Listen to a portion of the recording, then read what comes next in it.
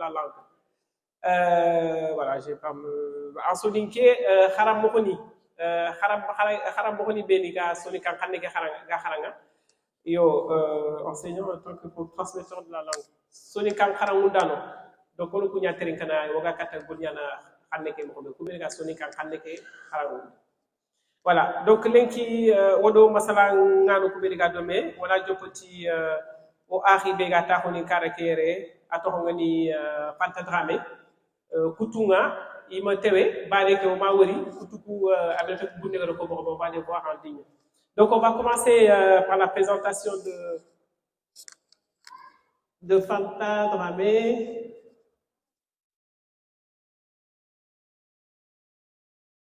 Fanta. Alors,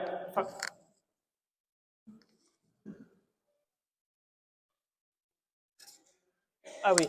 Alors, Fanta Dramé est une jeune Parisienne née en 1987. Elle est écrivaine et enseignante en lettres modernes. Après avoir obtenu un master à la Sorbonne Nouvelle, son CAPES en 2023, elle enseigne à Pantin, en Seine-Saint-Denis. Son premier roman, inspiré par un voyage en Mauritanie, est un dialogue touchant entre elle et son père, un immigré mauritanien, où il partage avec la première fois son parcours d'immigrant et les défis qu'elle a rencontrés en France. Le récit met en lumière le décalage entre les générations, abordant la question de l'immigration et de l'intégration. Marrainé par l'écrivaine Faiza Guène, ce roman est un hommage à son père, répondant à des questions profondes sur la famille, les racines et l'exil. Donc, Fanta Dramé, voilà, pour le sujet d'aujourd'hui, on écoute ton exposé. Alors, effectivement, je m'appelle Fanta Dramé, je suis née à Paris en 1987, de parents mauritaniens qui viennent d'un village qui s'appelle, pour mon père, Ajar, dans le sud de la Mauritanie, et dans ma mère, Diaby. Alors, avec cette assemblée, je n'ai pas besoin d'expliquer tout la Mauritanie, mais c'est vrai qu'en France, moi je suis d'origine mauritanienne, les gens ne savent pas situer le pays. À chaque fois, ils me parlent par exemple de l'île Maurice, alors que ça n'a strictement rien à voir. Et donc, je suis née à Paris. Mon père a construit sa maison familiale à Dakar au Sénégal. Nous, quand on va en vacances, on va souvent au Sénégal. Et en 2013, j'ai perdu ma grand-mère paternelle, et à son âme.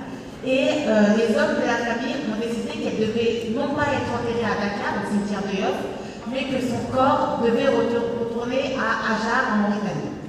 Et comme j'étais très très proche de ma grand-mère, j'ai décidé d'accompagner son corps et je me suis rendu compte qu'à 26 ans, pour la première fois en Mauritanie.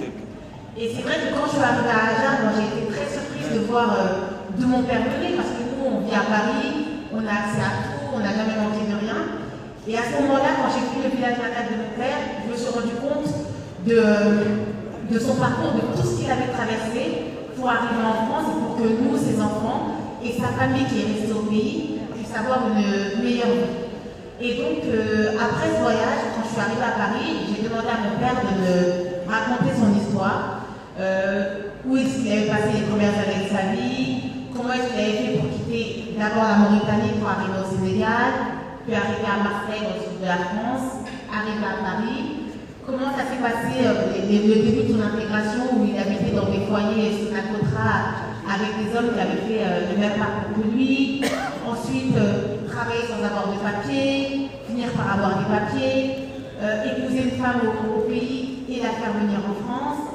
Avoir des enfants en France qu'on pense être des Mauritaniens, mais bon, ils sont nés en France, donc ils sont quand même un peu français. Donc, le décalage qu'il y a aussi entre notre vie d'enfants d'immigrés et de Français.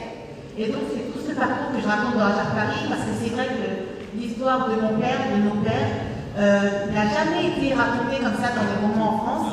Et pourtant ce sont des hommes qui ont eu des parcours extraordinaires. Vraiment, je me suis rendu compte de tout ce qu'avaient traversé nos parents en France.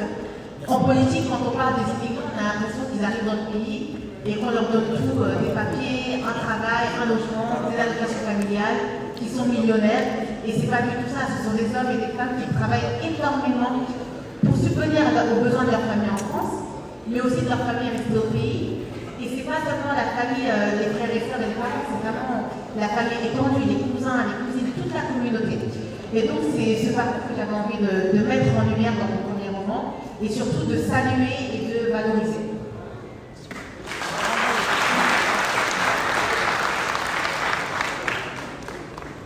Merci Fanta. En tant qu'enseignante, on aimerait bien savoir qu'est-ce que tu penses d'être promoteur et transmetteur de la langue soninké. Alors, moi j'ai vécu à Paris avec ma grand-mère paternelle qui a toujours vécu chez nous, qui ne parlait pas français, qui ne parlait qu'en soninké. Moi je suis la 6e de la famille et c'est vrai que mes grands frères et grandes sœurs, eux, parlent très bien soninké parce que mon père ne parlait pas français et il ne leur parlait qu'en soninké.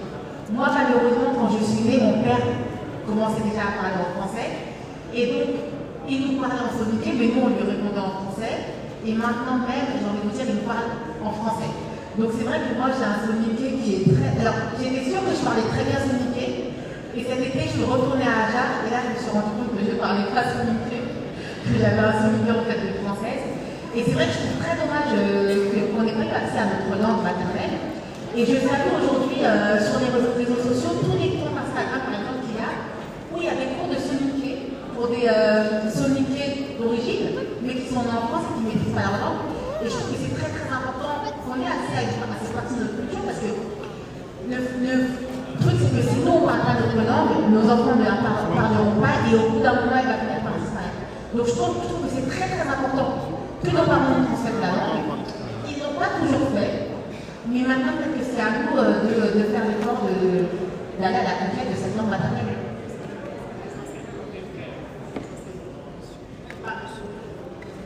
Moi, je pense que tout simplement, comme on apprend nous une langue école en France, on apprend des langues étrangères dans des établissements, on apprend l'anglais, l'espagnol, l'italien. Il faut qu'il y ait des associations qui soient mises en place pour qu'on apprenne le soninké, comme n'importe quelle langue. On apprend même à écrire le soninké. Parce que moi, par exemple, pendant très longtemps, j'ai cru que le soninké était un dialecte, parce que je ne savais pas qu'on écrivait le soninké. Et pour autant, il y a 2-3 livres sur la syntaxe du soninké, sur la morphologie du soninké. Et on n'a pas accès à ça. Mais je pense que ça, c'est aussi parce qu'on est en France et qu'en France, les langues d'origine de nos parents ne sont pas reconnues comme des langues étrangères. Par exemple, sur un CV, moi, j'ai jamais écrit, j'ai écrit sur un anglais, sur un italien, j'ai jamais écrit sur un soninké. Donc moi-même, en fait, je n'ai pas valorisé la langue de mes parents. Donc en fait, je pense que c'est à nous aussi, en France immigrée, de remettre cette langue, de la valoriser comme une langue étrangère, comme n'importe quelle langue étrangère, et de l'enseigner comme n'importe quelle langue étrangère. Avec des manuels, avec des cours spécifiques de langue, de morphologie, de syntaxe.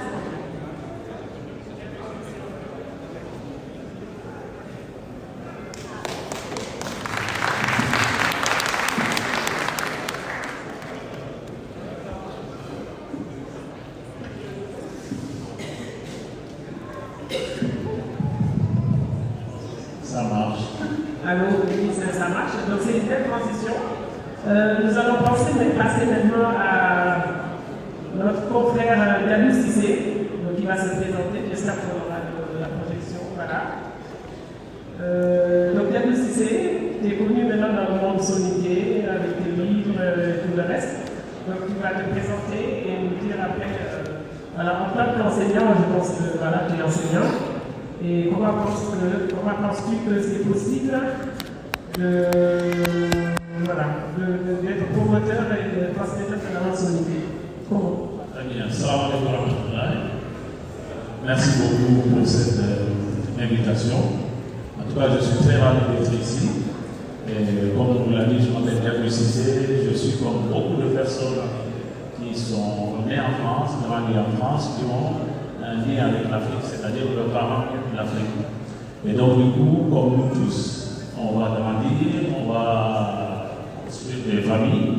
Et la difficulté, c'est toujours de parler la langue. Ça, c'est la grande difficulté. Beaucoup d'entre nous, si on demande beaucoup de gens ici, ils savent, quand on leur parle, presque tout ce qu'on va leur dire dans la langue, ils connaissent. Le problème, c'est toujours de pouvoir répondre. Ça, c'est la plus grande difficulté. Et par-dessus de tout, le problème aussi, c'est qu'il manque de support. Parce que moi, je travaille dans le domaine des langues depuis 8 ans maintenant. On avait commencé par le petit soninké, c'était quand même très difficile. Et je sais que grâce à cela, on a connu beaucoup de personnes parce que quand même l'application a été téléchargée par plus de 10 000 personnes, donc on avait commencé par ce travail-là. Et ensuite, on a commencé à s'intéresser à tout ce qui était livres, jeux. On avait sorti des livres d'activité en Solidier, mais pas que, dans d'autres langues aussi, parce que notre structure, ça s'appelle l'univers des langues africaines, justement parce qu'on est parti du principe que l'histoire, mon histoire, en tout cas l'histoire de beaucoup de personnes qui ont une double culture, surtout solidienne, ça ne s'arrête pas là. Il y a aussi d'autres personnes qui ont aussi la même problématique, que ce soit ceux qui sont des origines, en tout cas ivoiriennes, manière, de façon générale, on a toujours cette problématique. Donc, du coup, nos livres d'activité, nos jeux sont aussi disponibles dans d'autres langues africaines. Et récemment, nous avons lancé une série de livres qui s'appelle Le Solidier en 30 jours. Et donc, du coup, depuis, je pense, depuis le mois de janvier que ça a été lancé, et ça a été très bien accueilli parce que justement, notre but, c'est de combler ce manque de support pour aider les gens à parler la langue. On donne aussi des cours à des enfants, à des adultes, parce qu'un livre c'est une bonne chose, mais aussi il faut accompagner des personnes à pouvoir s'approprier en tout cas de la langue. Donc, Diallo Cissé, c'est un solidier français, né en France, auteur, éditeur et puis enseignant dans la langue solidier. Voilà.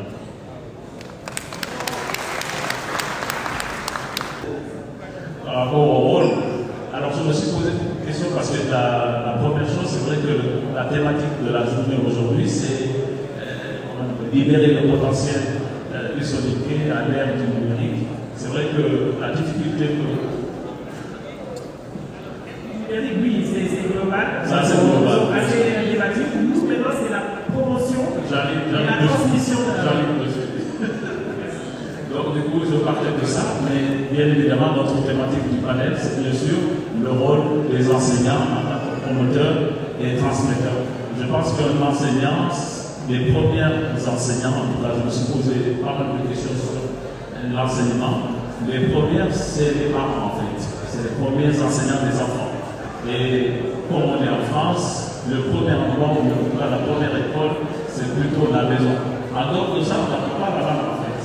Et donc, du coup, c'est ce cadre-là déjà qu'il faut commencer à s'approprier pour déjà intéresser les enfants. Il ne suffit pas juste de leur parler dans la langue, mais de les encourager à vous répondre dans la langue. C'est-à-dire qu'il faut que la personne déjà prenne des habitudes dès son premier âge pour pouvoir parler la langue, déjà.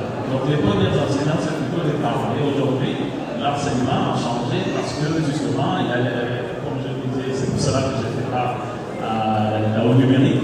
C'est-à-dire qu'il y a des tablettes, il y a des ordinateurs, donc du coup, tout s'est digitalisé. Et bien évidemment, il faut adapter cette transmission par rapport à ces nouveaux outils de nos écoles. Ça, c'est quelque chose qui est très important. Donc, les premiers enseignants, c'est plutôt les parents. La deuxième chose, comme on sait, la famille en solidier est très élargie.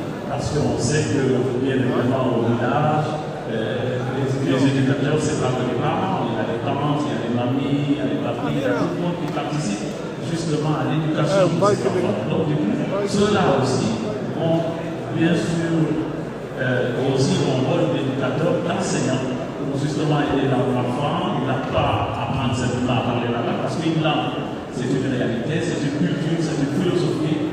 Et donc, du coup, il faut comprendre ça à travers non pas le parler, mais aussi le fonctionnement, les histoires, les mots, etc., etc. Donc, ça aussi, c'est quelque chose qui est très important. Donc, ils ont aussi leur part de responsabilité en s'appropriant, en partant du numérique. Parce qu'il y a beaucoup de films, beaucoup d'applications, etc. Et la troisième chose, bien évidemment, c'est les enseignants. Et ceux qui sont formés pour justement écrire des livres, écrire d'autres supports de choses, d'autres supports d'enseignement, en tout cas de vulgarisation. Ça aussi, c'est quelque chose qui est très important pour nous, pour pouvoir jouer un rôle de transmetteur, bien sûr. Mais ça va au-delà de ça aussi, parce que le griot en fait partie. Le griot aussi, c'est un enseignant, puisqu'il est aussi détenteur du savoir de la langue, de son histoire, et tout autant de choses. Le griot, le comédien, tout ça participe avec le fait que, finalement, en fait, c'est un travail collectif que nous devons avoir pour pouvoir, bien sûr, faire en sorte que la langue puisse être préservée. Dans un premier temps, bien sûr, pouvoir se développer.